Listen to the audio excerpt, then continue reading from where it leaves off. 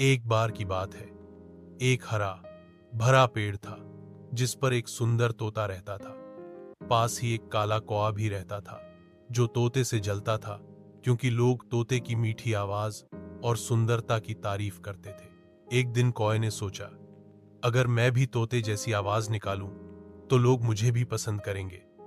उसने तोते की नकल करनी शुरू कर दी, लेकिन उसकी कर्कश आवाज किसी को पसंद नहीं आई। सबने उसे डांट दिया।